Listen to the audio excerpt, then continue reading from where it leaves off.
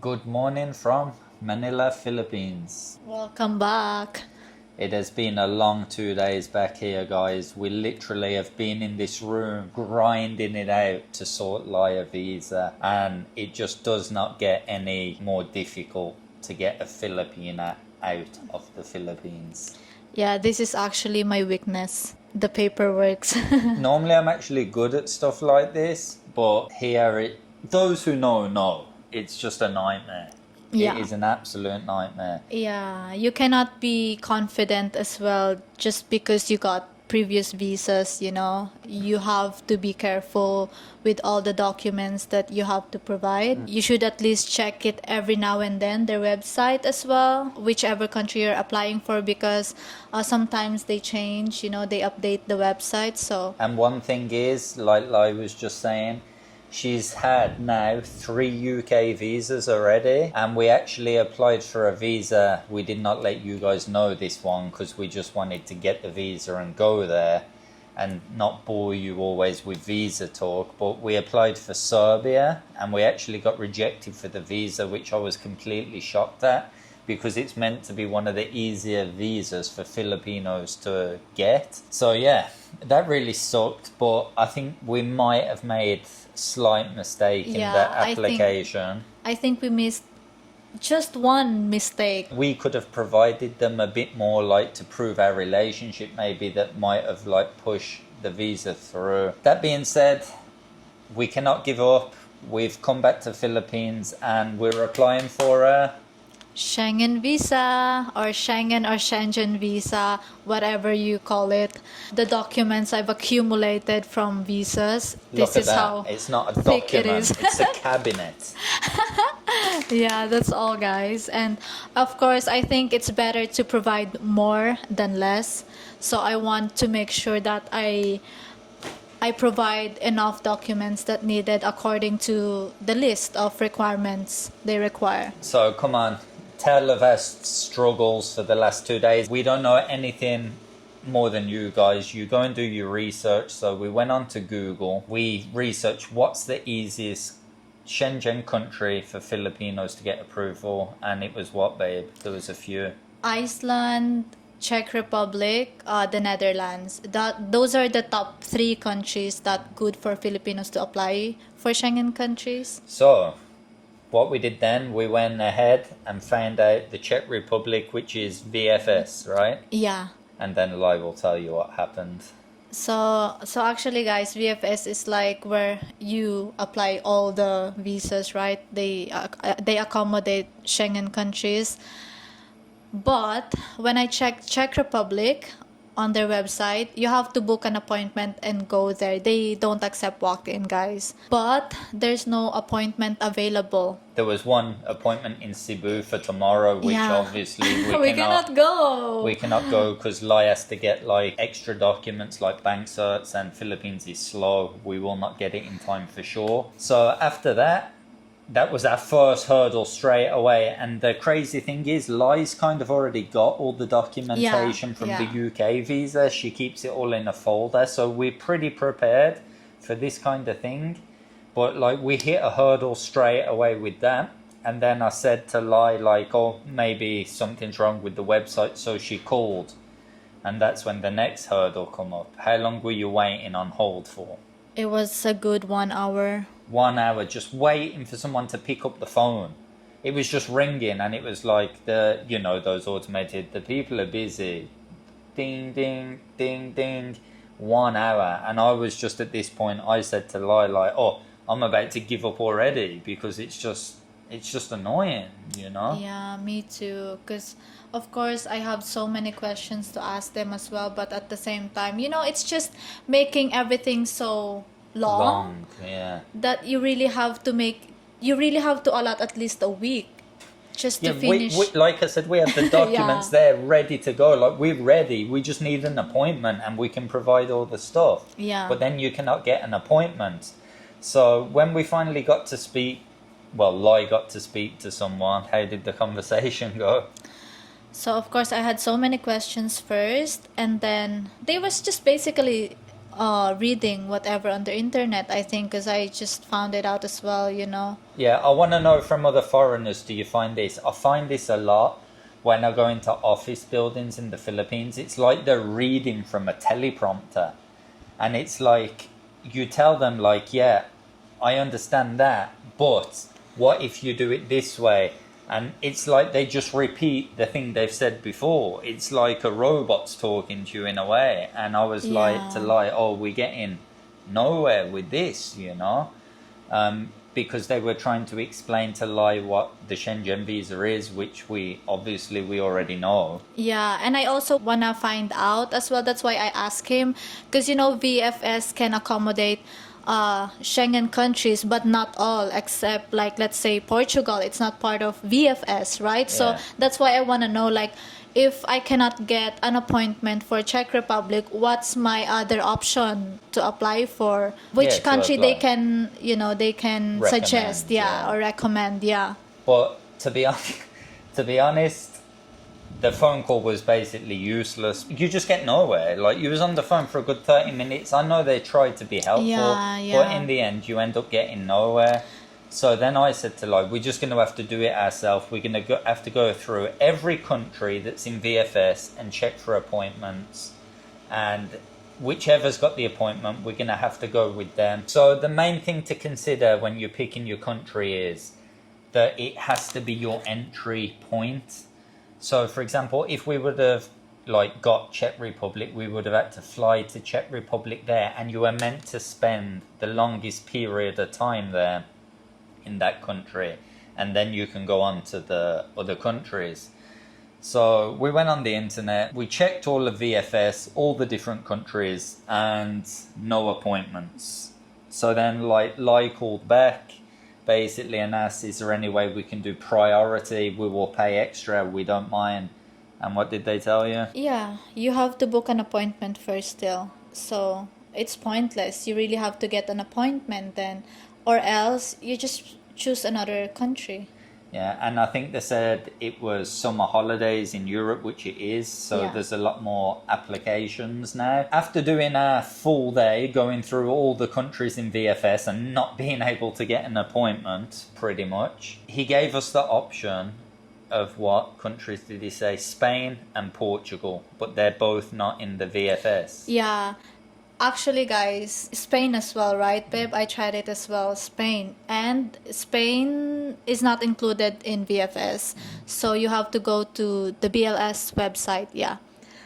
But then, upon checking for appointment, there's no available as well. For Spain. Yeah.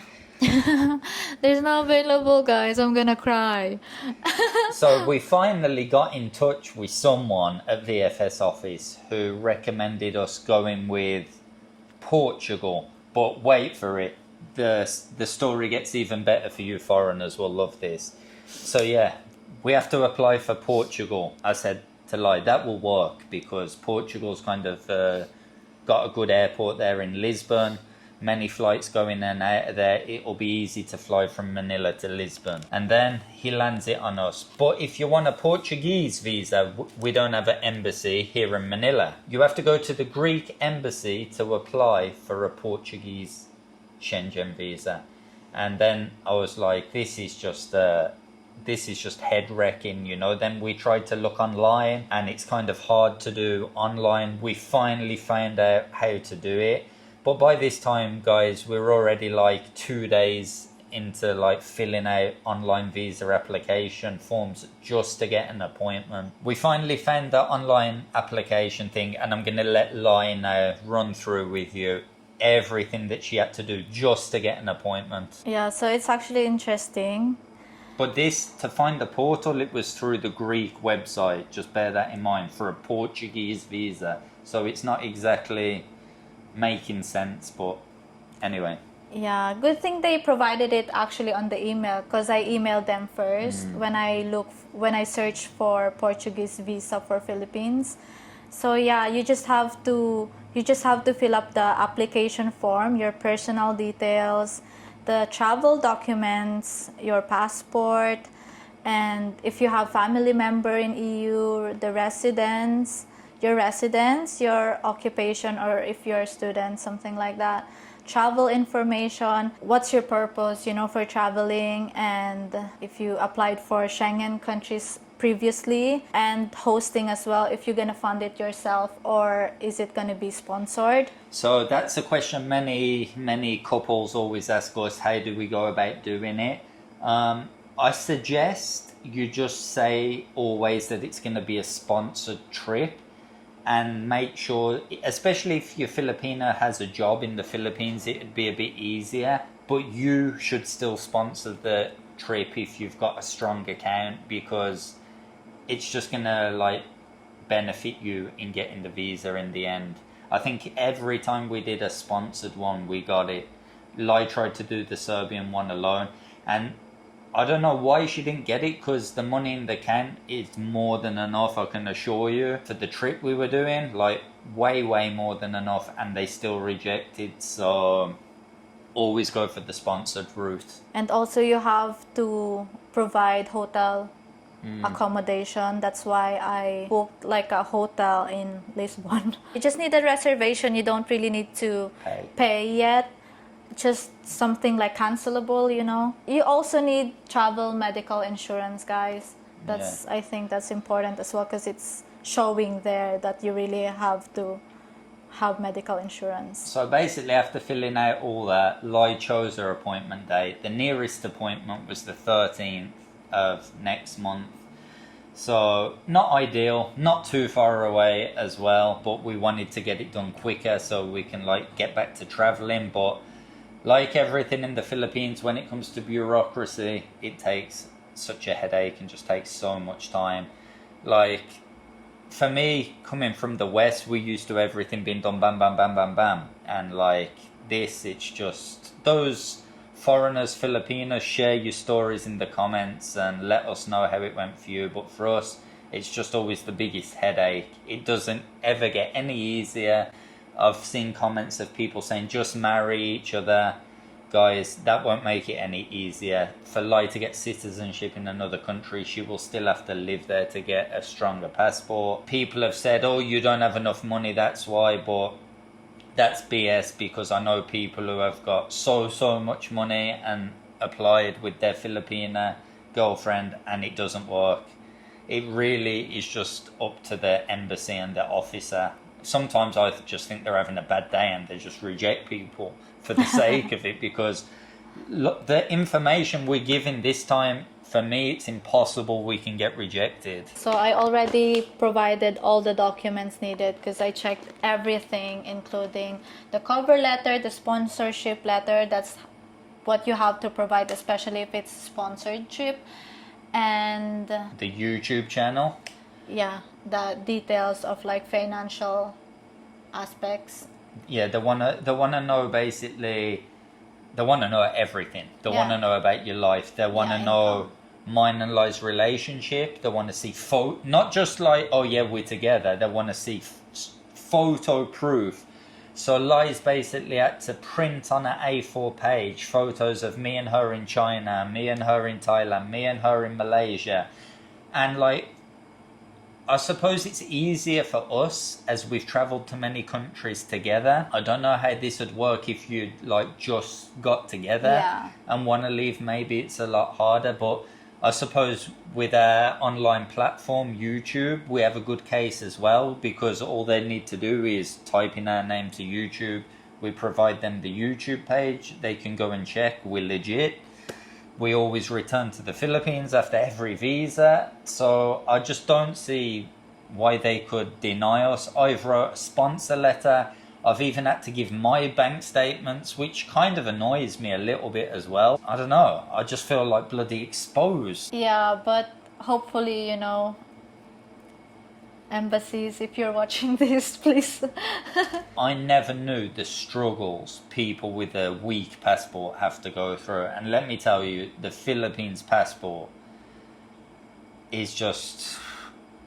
I admire Filipinos' persistence and patience to get visas. So all our Filipino fans, big up to you, because you have the patience of saints, because I haven't got patience for this kind of stuff at all.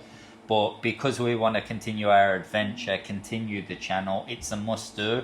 But it's like I said, babe, we've been doing this for 2 days now. Yeah.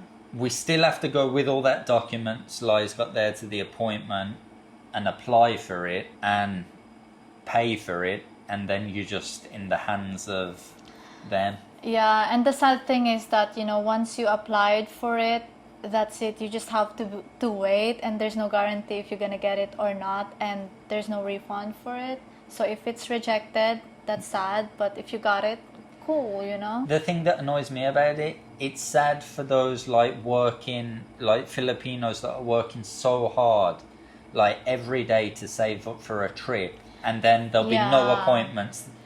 They'll make them go on a wild goose chase here, there, and everywhere to get documents. And then in the end, after paying all the money they've saved up, after going to the hassle of getting all the travel insurance, which is not cheap, by the way, and maybe even some maybe make the mistake to book hotels and pre-book flights, but do not do that, guys, until you have the visa. There's dummy tickets you can get online. There's many websites. You can write dummy ticket into Google. You will find out how to get all of this, but it is not easy at all. And I know many Filipinos break down crying when they don't get it, because it's a lot of hard work and money lost. Including me. Including Lai. She cried Yeah. when we got rejected the Serbia Yeah. visa, because it just feels like we've gave two days now where we haven't been doing what we want. We haven't made a video for you guys, and when we don't make videos, obviously we're not working. So it's like we've wasted 2 days of work to do this. We're going to go to the appointment. We'll have to waste a day doing that because of traffic and whatnot. And then we have to pay how much? €120 plus? Yeah. And then we'll see after 15 days, do we get the visa or not? So everyone in the comments, wish us luck. We wanted to go to Japan recently, and we contacted them. Yeah. And we could not go because normally it takes 5 days for them to process. But because it was cherry blossom, they had a backlog, and they were telling us it's going to take like 2 months. 2 months to And I was just process. like, oh, this passport's a nightmare. That's why our channel's been stuck at the minute between Thailand, here, Malaysia, because it's not easy to get Lai anywhere. Yeah. Even the China visa, it's easy as visas go, but it's not easy. When I got my Russian visa, when I went to Russia, that was easier for me to do than it was for you to get the China visa. Yeah, and sometimes, you know, I feel like I pity myself. I only feel good when it's like when we're outside the country and we're both on a foreign passport queue, passport lane, you know. But like here in the Philippines, you will notice like the queue for Philippine passport holders like crazy, while in the foreign passport holders just Gone. gone Yeah. quick. Yeah. But of course, like I feel sad as well because some people are just genuinely want to travel and see the world. But of course, there are people as well that have different intentions. So it's like, you know, sometimes that's why it's hard for us. I'm probably going to annoy a lot of people now, but I'm going to say this. I do not even blame those Filipinos who go MIA. The situation, what I think happens in the Philippines, it's like they know. They go through like what we've been through, rejected. Once they get out the country, they just think, F it, just stay out the country, and eventually we will become legal in another country. Yeah. And that's what happens. And I think it's just because of the challenges they face to leave the country in the first place. And once they find opportunity to other countries, you know, they will just stay. Of course. So yeah, it's sometimes it's a nightmare. Even if Lai gets the Shenzhen visa, it doesn't end there. What's the next hurdle we can face? Going through immigration. So, can you explain what happens to many Filipinos and Filipinas? Yeah, sometimes, you know, I feel bad whenever I see some Filipinos get offloaded. Explain what offloaded is, Lai, for Offload- everyone to know. It's kind of self-explanatory, but It's like once the immigration officer asks you questions and it seems not really legitimate. satisfied, you Yeah. know, they're not satisfied with your answer, you have the chance to get offloaded. Which means, basically, Lai's got the Shenzhen visa in passport. If the dopey immigration officer decides that he doesn't want her to go, they offload them. For me, this is mind-blowing that's even a thing. We've gone through this whole process. We've provided documents and everything. And their embassy, the country's embassy that we are going to, have approved her to go. The immigration officer in Manila airport can offload you is just beyond me. It just baffles me. It's like you've gone through all the correct procedure, and then they think they have a right just to not let people go. Which, for me, it's crazy. Like, especially when the visa's already in the passport. Yeah, and especially when you already have the flight, right? Like, you just have to go through the immigration, going to the gate, and that's it. But like sometimes, they will not just let you. And at this point, everything's paid. So Yeah. when they don't let you go, you've lost everything. Hotel, flights, everything. And it does happen. It's happened to Lai. Yeah. They made her miss a flight for nothing. And then you have to rebook and pay out your own pocket another flight, which is just... For me, it's just it's ridiculous if it happens to people who are on good salaries, but when people are like struggling, working hard to save up for a trip of a lifetime, and it happens, I think it's just Yeah. terrible. My heart goes out to those people. I'm Yeah. just like, shush. But they're more focusing when it's your first time to leave the country. Because recently for me, they don't really ask me. Yeah, but they did not ask you when we was going to Thailand, of course. But when you went to China, they were like looking for me. Yeah, They were like, well, yeah. where is your boyfriend? And I was just like, come on, she's got the visa and the passport already. What you messing around at? China says she can go. Why do you care? Yeah. Just let her go. Yeah, that's why it's like they want to make sure if I'm traveling alone or if I'm with you. And when I said like, oh, I'm traveling with you, and then they asked me like, oh, where is he? And then I have to point to, oh, there he is waiting for me. It's just, for me, it's just, I don't know. I don't know how Filipinos put up with it, but I do know what Filipinos do, the smart ones. They get another passport as soon as they can. When I leave Manila airport, I see many OFWs that have British, Canadian, American passports. They don't even use their Filipino passport. They just go in the foreign lane and they just get through. No questions asked, But if you go in the Filipino lane, questions are asked, no matter where. There was a story even recently about a very famous woman in Philippines. Her daughter got offloaded, and she's a famous businesswoman, social media superstar, and her daughter got offloaded. So it's not about money. I don't want to hear anyone saying in the comments it's about money. She's one of the most famous businesswomen in Philippines. So it can happen to anyone, and it's just, for me, it's just ridiculous. I understand they have a job to do and everything, but if you've got the visa, for me, that's good enough. For the immigration, shouldn't even have to ask you anything. The embassies have decided you have the visa. Yeah, exactly. Because that means once you proved it to the embassy that you can go to their country to visit their country, that means you're good to go. Yeah. So of course, babe, like this is good for me as well, because for those Filipinos who want to ask for help from me, I can help them as well, for this kind of a thing. Yeah, but it's never guaranteed. We can only give you advice. Advice. And yeah, for those Filipinas who have the same issues as me, comment down below your stories and let's talk about it. Yeah, I think there's a few Filipino foreign couples that are going to be in the comments on this one, sharing their experience. But that's a quick update. Hopefully we get a Shenzhen visa. We're going to go to Europe, but it's not going to be our final destination. We're going to travel to a few countries in Europe, of course. If we do get it, we will maximize the visa. But our final destination is still yet to be revealed. Hopefully we will get there. Hopefully. And one thing as well I want to add, babe, if it's going to be rejected, I hope they will give refund. They never give refunds. I hope that will change, I hope they will give refund once it's rejected. Well, that's another stupid thing. You can appeal their decision. Yeah. they should not get it wrong in the first place to appeal it, you know. Exactly. But like I've read some comments from the past, you know, like saying, oh, they should give refund, you know, and I agree to that. So I've got a question for you, Lai, to finish this off. What? If you could get another passport tomorrow, would you? Yeah, it's good to have 2 passports.